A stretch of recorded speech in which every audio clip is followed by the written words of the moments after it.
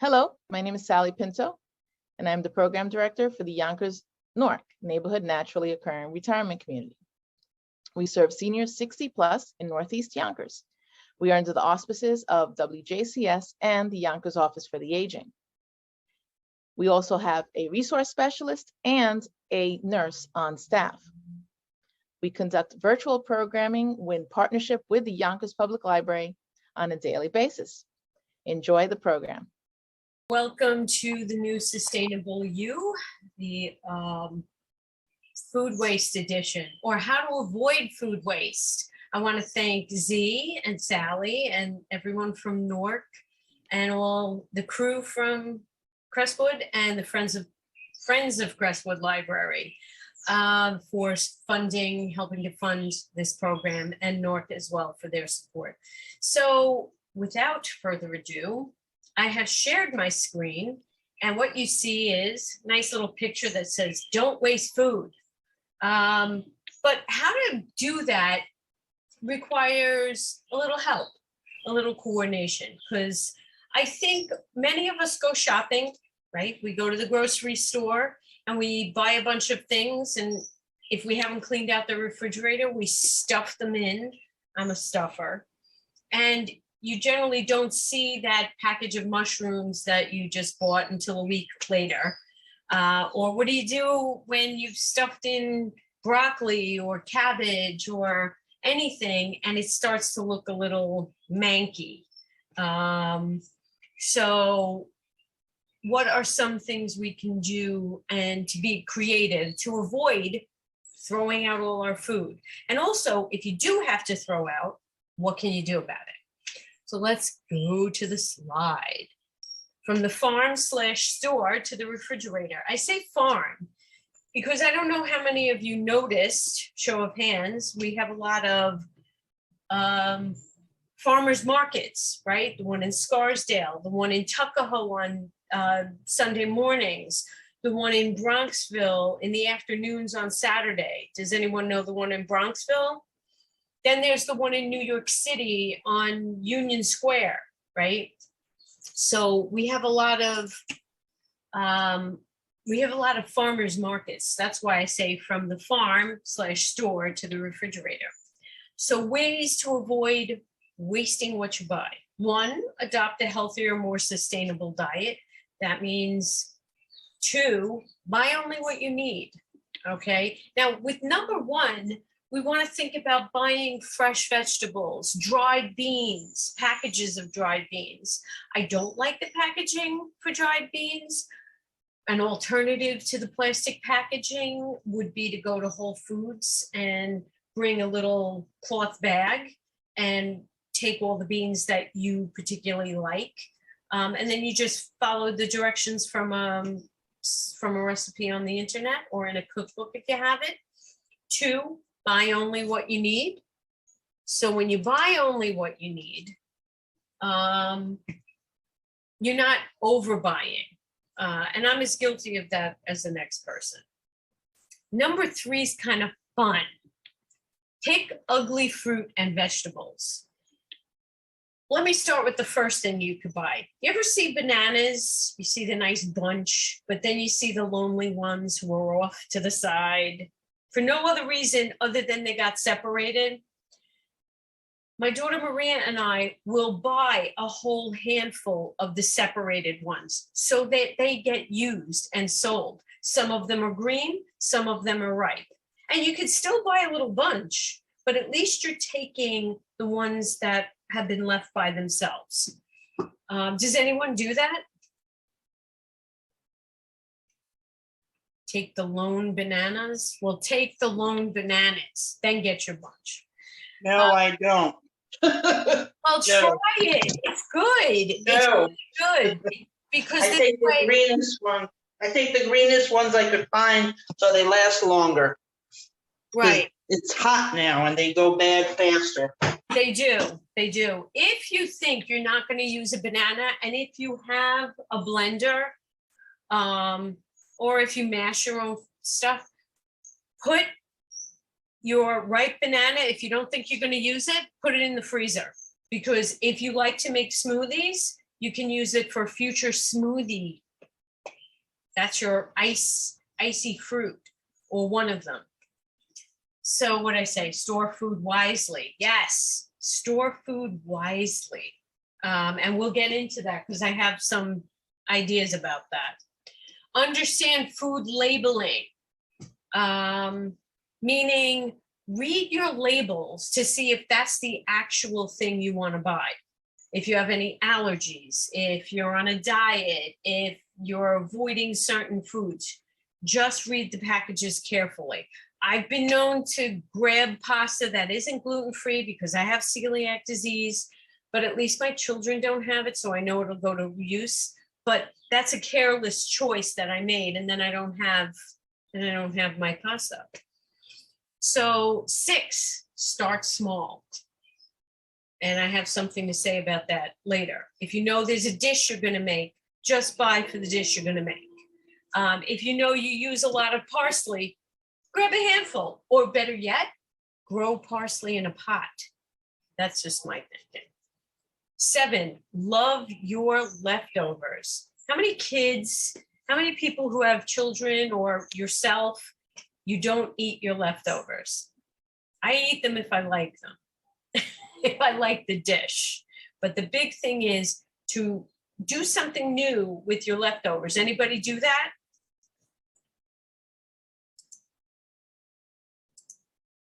No. Well, you could learn to. So Angela says yes.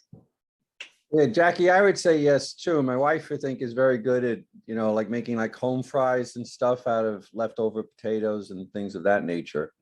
And she tends to throw things together. I can't speak to it that well, but I know, like there's different things that she does like that. Yeah, I'm pretty okay with that myself, but you could learn to do it by mixing things together, reheat it in a new way, saute some onions and throw your leftover vegetables or whatever it is in with the sauteed onions, make a new dish out of it. And then number 8, put your food waste to use. And by that, I mean, have the Yonkers compost bucket. You can buy it on Sawmill River Road. I think it's 364. I always get that address wrong, so don't. But this is from the sanitation department, the recycling department that is on Sawmill River Road. And look, oh, it's not that hard to open. Look at that. Ooh, doesn't smell nice, but the plants will like it. So what I do is I keep it on my counter when I'm cooking. I cook every day, sometimes small, sometimes big, and I throw all my ends in there, ends of things. Sometimes. Okay. We spoke about compost. I'm sorry, Jackie, about the yeah. compost. Yeah. I went over and they looked at me like I had 4 heads with that. I don't know if there was only so many and they were all gone or what. No, you went on Sawmill River Road across the place where you recycle like the metal and the old whatever TVs and different things. And when you go towards the TVs and you park to the left, there's an office. Did you go in the office? Yeah, I spoke to the 2 guys like where you first come in and they kind of accost you as you go in and kind of. No, not there. There's an office all the way to the left. Oh, okay. And you go inside and speak to the woman at the desk. She has the compost bins. Okay. All right. My other question then is, assuming you can get one of the bins like you're saying, they're not coming around to pick that up. You have to go over there and drop it off? Not yet. They're not doing that yet, but they're working up to it. Yonkers. They'll get around to it. They got to come up with a system. Things take time. I can understand that. Things take time. What I do, yeah, you can bring the bucket over. Okay, because I did see the big cans that they had for that, but so you would go over there and dump that stuff out there, but at the moment you still have to do that. Right. Okay. Yeah. Thank you. In fact, the bigger bin is the one where you put the compostable plastic bag, and all they do is pull the bag out and put it in their compost. Oh, okay. Yeah, because it comes with a roll of bags. Have I used that? No. Why? I have an itty bitty backyard, but I have a gigantic compost bin. And so I throw everything in there. So I'm just using the itty bitty one for now. Okay. Yeah. Thank you. You're welcome. And they give it to us at cost, by the way. Okay, so we said store wisely. So right here, what you have is types of glass storage. Why am I suggesting we go back to the dinosaur age and store everything in glass? Because it's healthier. Storing things in plastic is not good. Certain plastics have outgassings of certain chemical compounds. Am I going to give you the names of all of them? No, because we got to cook. But glass is healthier. I like the ones on the left, if you're facing your screen, the canning jars that have the pull down lever. They store food, all kinds of things very nicely. The center picture, that's all glass containers that you save from pickles and jars of sauce, mayonnaise, whatever. You could save those and store your dry beans in them. And then you have those nice Tupperware looking glass containers. Those are fabulous too. And they're good. It's a good way to store your food better. And you stick it in the refrigerator, you can see everything you have. And these are some books. We're getting the two books on the left, Plant You and How to Grow by Marcus Bridgewater. Marcus Bridgewater is on Instagram as Garden Marcus. He talks about how to grow plants, nurture your plants. Why am I suggesting that in a food waste new sustainable you Zoom? Because if you grow your own parsley, beans, tomatoes, any kind of herb, he shows you how to nurture it so it really blooms and keeps alive, even through the winter. Plant You, the girl on the top, she is a big proponent against food waste. And she talks about how you can take broccoli stalks, those hard woody things, skim them, take the skin off, and you can use them in the food processor and make a green soup with them. So that book we'll be getting at Crestwood Library soon. I ordered it. So the middle one, the Zero Waste Cookbook, speaks for itself. Excellent book. How to Waste Less Food, that's from 2007. That's a nice book to organize your meals. But why would I have the Barefoot Contessa? I like Ina Garten because she will give you a shopping list of what you need if you want to make something special. And so she tells you exactly how much to buy, exactly how much is used in the recipe, no waste. That's what I like about the Barefoot Contessa's books. And that's why I've put her up. That's just one of her books. You could use any of them. But I like the fact that she gives you a shopping list. And this way you go prepared, because that's another thing on how, that's another way to avoid food waste. And so I'm going to stop right there. I have that list of books. So if you want any of them, I'm going to put them on the blog and we'll have that. So before I get into this mess behind me, are there any questions or anything you want to add to today? Yes, Ed. Okay, small question. When you were talking about the glass jars, you mentioned mayonnaise. One of my pet peeves is it seems like mayonnaise doesn't come in glass anymore. It seems to be nothing but plastic. So I was wondering if you do have a brand of mayonnaise around or what stores sell it that's coming in glass, because it seems to me like Hellman's is all the plastic now. Right, it's mostly plastic. There are a few brands that have the glass, but I will tell you this one, Bowl and Basket, it's the cheapy brand. It's that's a bad thing to say. Mayonnaise, I don't know. It's the ShopRite brand, and it is plastic. So to be honest, no, I haven't seen the glass ones in a while. They seem to have gotten rid of them. I haven't seen that in quite a while. Yeah, I think so. But anyway, So Thank you. yeah, any kind of glass jar, you can retain it, put it in the dishwasher, superheat the water and clean it, and it's ready to go. Okay, so where to start? Okay, let's start with this.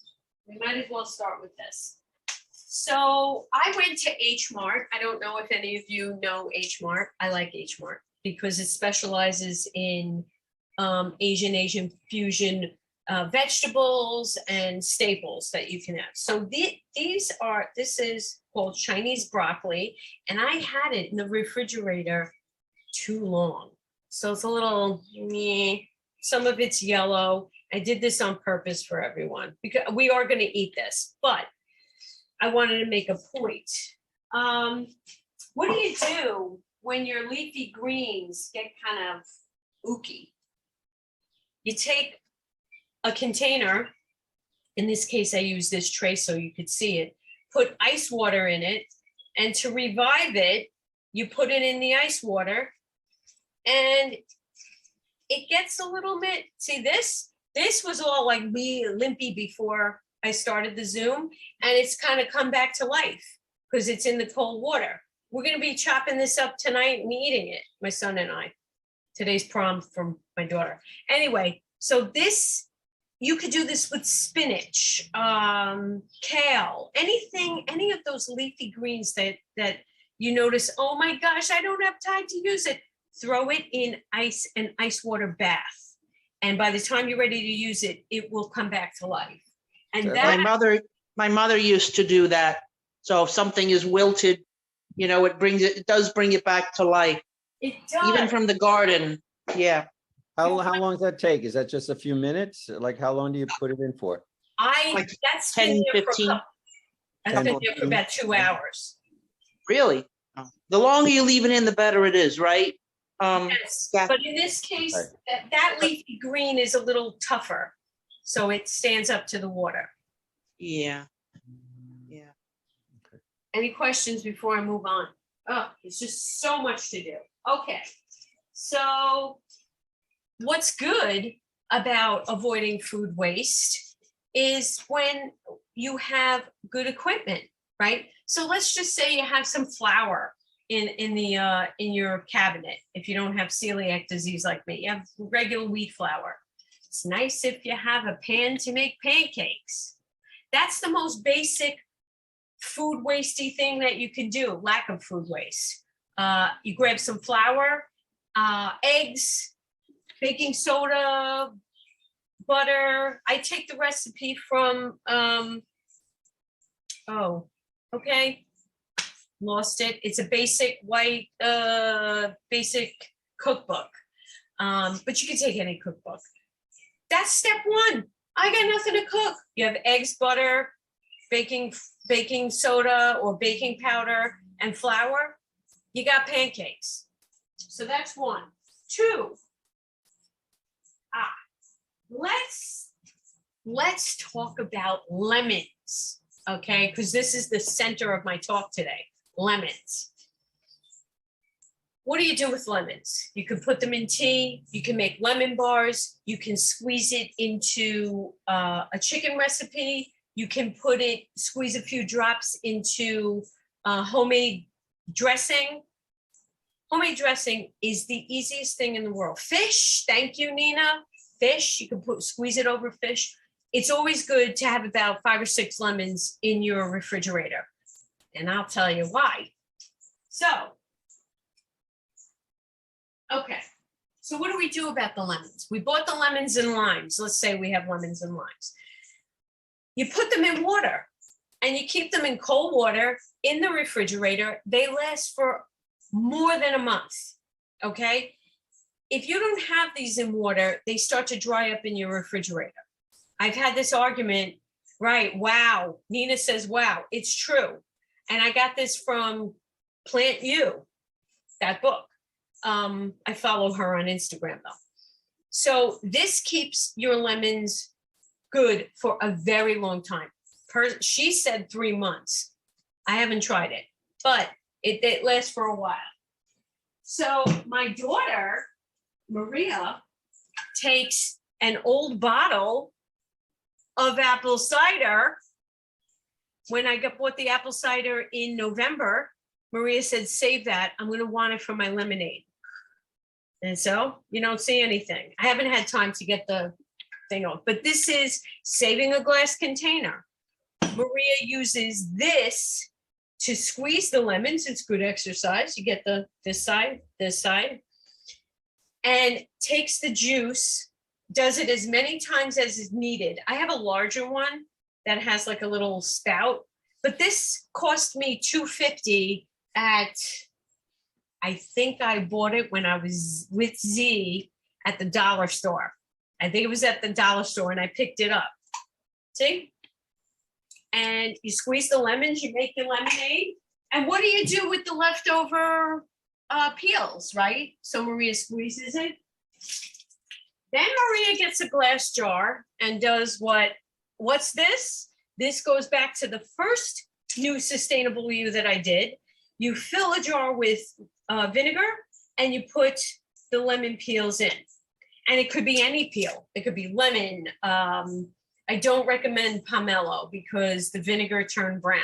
I don't know why.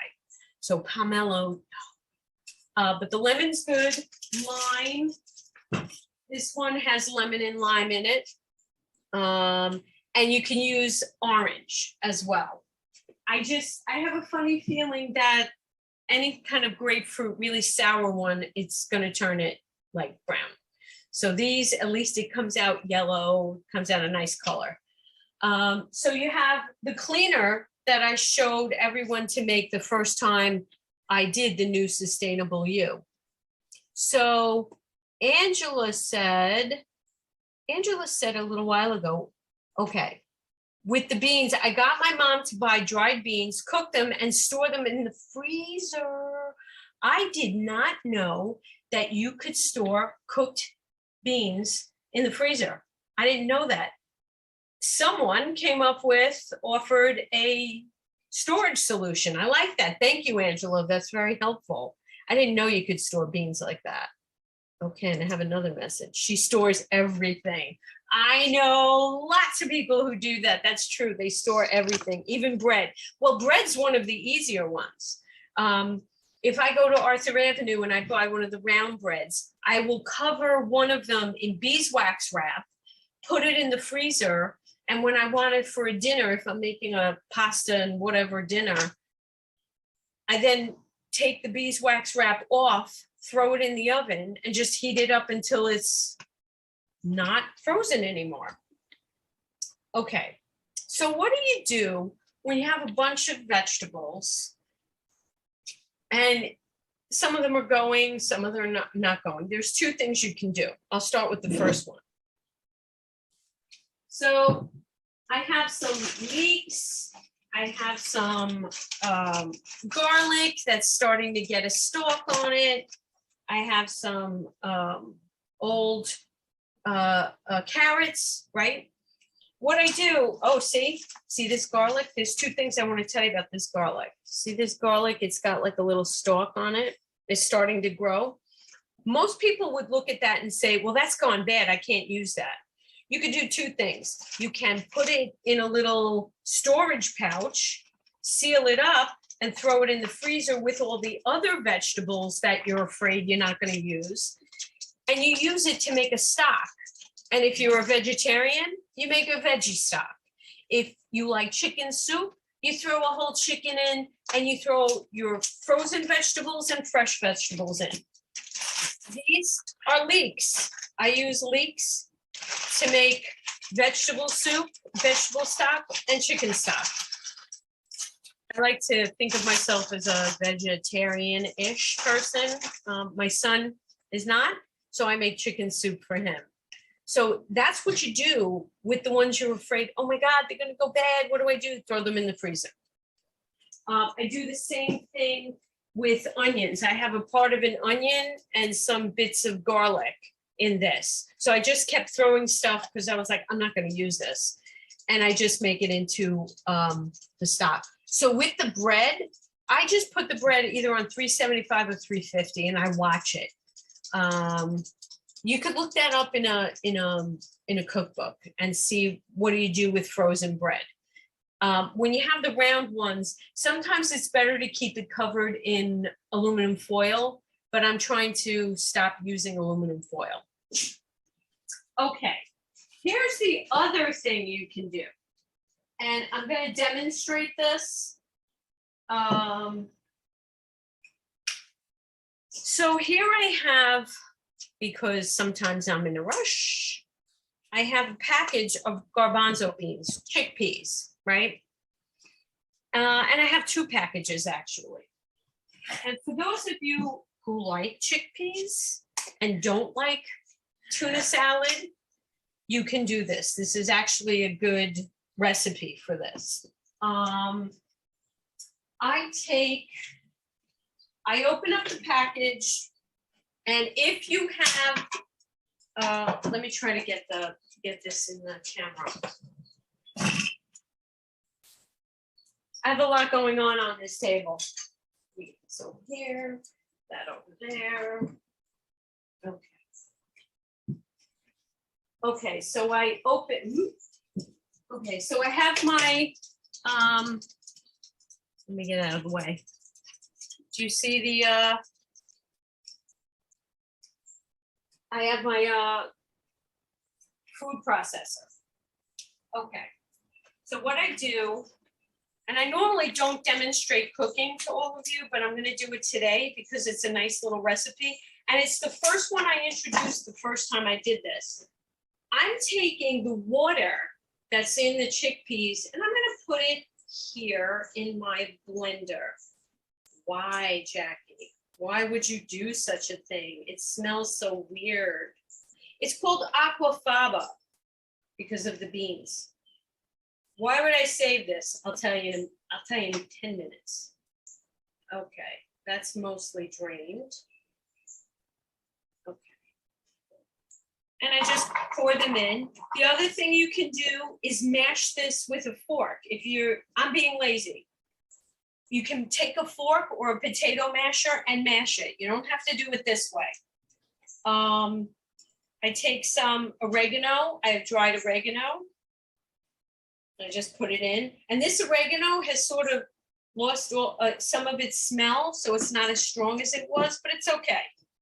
I have my birthday present knife. This is my cleaver from Men with the Pot. I greatly suggest that you follow them on Instagram. They're fabulous. So peaceful to watch one guy cooking off a river in Ireland. It's fascinating. I throw carrots in, right? I have these little carrots. They were hanging around in the refrigerator. Okay, throw my carrots in. And then I have these onions. Oh, let's talk about what's going on over here. I'm going to interrupt this process for a second. So I have these green onions, right? Scallions. And one of them I have kept in water. This is another way to keep scallions going well. This scallion I have had in the water for the past week. I had chopped off the top to use just the green. This is all new growth. From here to here is new growth that came when I put it in the water. These I put in today, but I'm going to use them. I'm going to use them right now. And so what I do is I take any vegetable, anything that I have left over for this, and I throw it in the food processor, you know, because, oh, these carrots are going to go bad, this onion's going to go bad. And I put in a piece of garlic. Maybe I'll put more onion in. And what I do is you process it in the food processor with any kind of spice. So you can put ground cumin. It's not my favorite flavor for this particular thing, but I do put in a little chili powder, little bit. Otherwise it gets hot. But my favorite thing is smoked paprika. That's got to be my favorite flavor. Do you need all of these? No, you could just do it with onions and celery if you want. I avoided the celery because Phil Chopak hates celery. But I put in a lot of smoked paprika. And since it's a vegan kind of dish, oh, chipotle powder, delicious. And since it's vegan, you want to get a little protein in.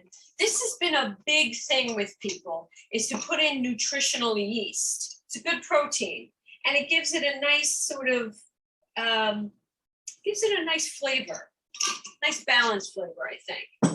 Now this is just for the heck of it, because I feel like it. This is artichoke cream, and I'm only going to use a little bit. I just feel like doing it because I happen to have it on hand, but I like the flavor of it. And then we take a little vinegar. I have vinegar. Oh, vinegar right in front of my face. Put vinegar in. I'm only going to do one package because that's easier. And then I take an avocado. Now, I'm not an avocado cutting expert. I'm learning. But I know you can split it down the middle, and I put the avocado in with the chickpeas. And what I'm gonna do is blend it together to make like what the Mississippi vegan, who this is who I took from. I took this recipe from the Mississippi vegan. I have a little towel back here. And basically he said, put it in the kitchen sink.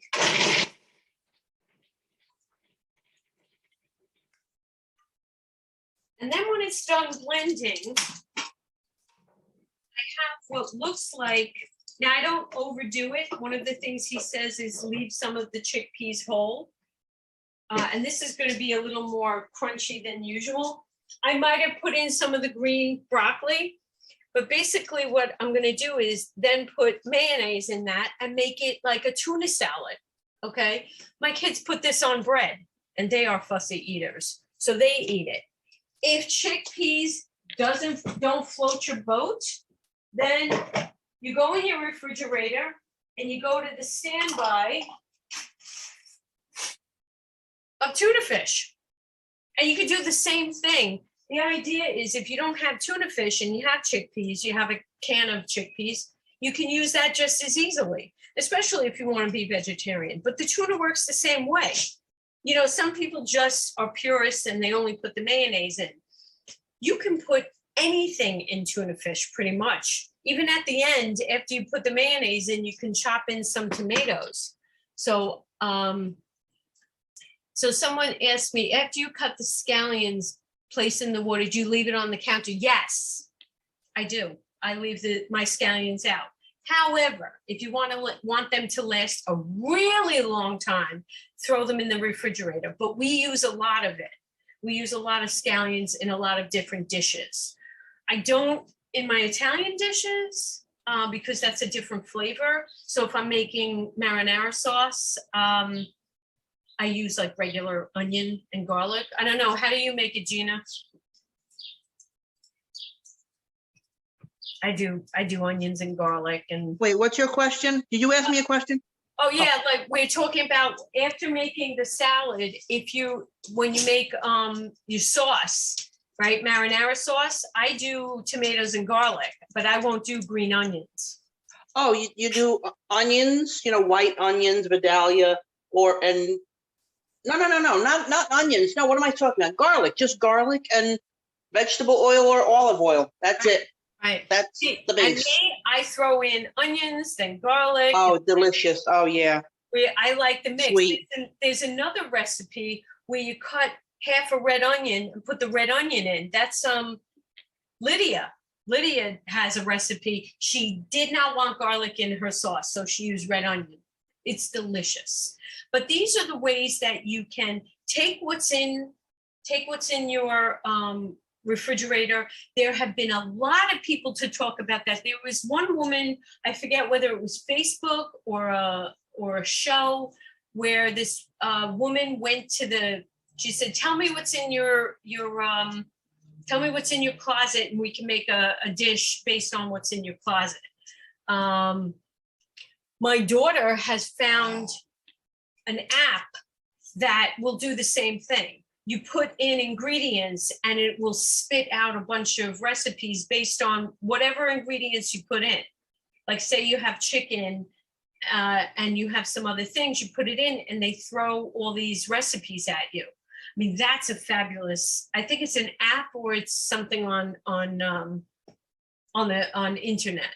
I'm going to ask Maria for that address. So a lot of the stuff we're talking about today, I'm going to blog. And if I forget, you can call me and yell at me at the library. Anyway, so that's how to make that. And we talked about lemons. What else we talked? Oh, just so you don't think I'm fooling around, I do have dried chickpeas. The reason I keep canned or boxed chickpeas is that it's faster if I didn't get a chance to boil these. These are easy to make. You just follow the recipe on the other side and it just involves boiling it, I think with a little bit of salt. But you have to use a lot of water and you have to boil it for a long time. Plus you soak it overnight. There's like an overnight soak and then the next day you boil it. So it's a little more complicated than the canned version, but I keep it on hand for when I have a chance to do that. And then I just make that all over again. I know I've been talking like a mile a minute. Is there anybody would like to share something at this point? Because I'm pretty much done with those demonstrations.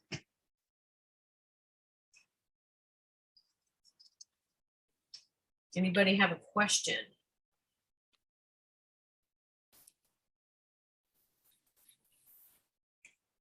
And does anybody have anything they'd like to share in terms of recipes? Angela, this is going to be on the YouTube channel, so you can watch me make it again. But I am going to put that recipe together. For those of you who want to know where I got it from, and trust me, I adapted it, Mississippi. Oh, Mississippi.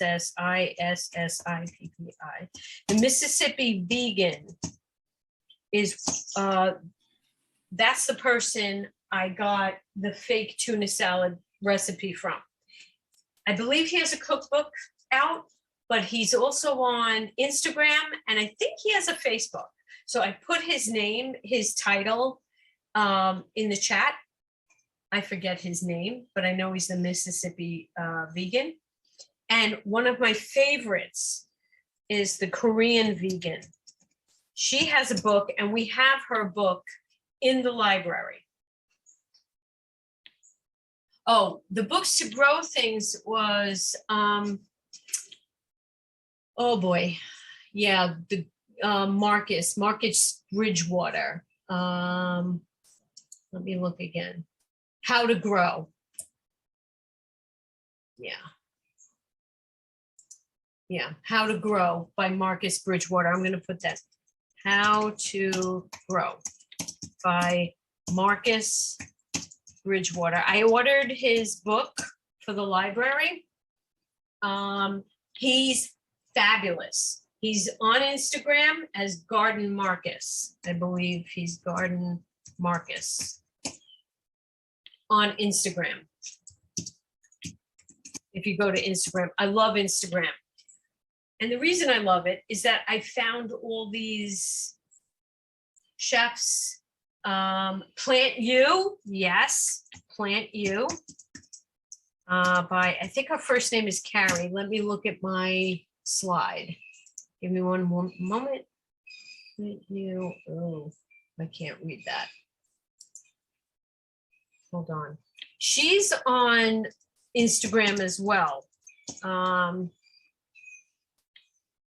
By Carly Bodrug. That's an interesting name. Hang on. Let me get that in the chat. By Carly. It's not Carly the way you think it's spelled. C-A-R-L-E-I-G-H. Bodrug. The last name's easier than the first name. She's a vegan. So if you're looking for good vegetable dishes, salads, she's fabulous for salads. Like she would take those Chinese broccoli stems, and then she would take up some kale. If you like kale, kale's not my favorite, but it's not too bad when it's chopped up in a salad. And you can use any green. And then she'll show you how to make a creamy dressing, anything that's not with too much dairy, no dairy, actually. And she'll tell you exactly what to put in the dressing, chopping up avocados, carrots, onions, garlic, green onions. And she has a salad every day that she makes that's a version of the next one. So she's really good for salads. I love her. And also great ways of storing things that you buy. Especially, I think I got the lemon idea from her. Store the lemons in water. My other favorite person to follow is Martin, and he was supposed to be on, well, he wasn't supposed to be on. He was going to join us. He's in England, so there's like a 5-hour difference. I kind of let him know recently about the show. He might come on at another time, but his handle is Lago Chef, and he's on Instagram. He calls himself the food waste disruptor. He's fabulous. A lot of my ideas, ways of thinking I got from him in terms of food waste. He's the one person who will take what he calls manky broccoli. And I think manky is a UK term for yucky.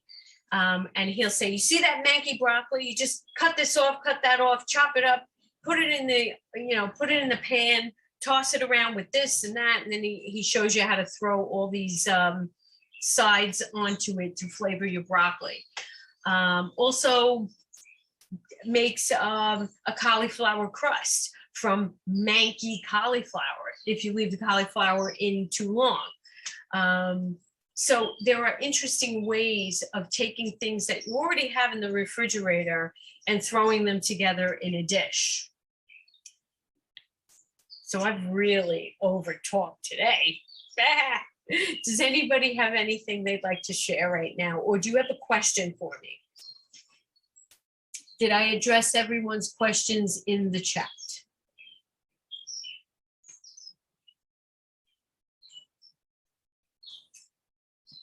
Anybody have anything they would like to add before I say goodbye? Oh, I do want to ask all of you. This is a question I'm throwing out there. Do you want to do this next month? Yes, Yes? yes, I hope that's a yes consensus. yes. Yeah, no, these are worthwhile. I mean, I don't know how much more material you have, but you know, they're very good.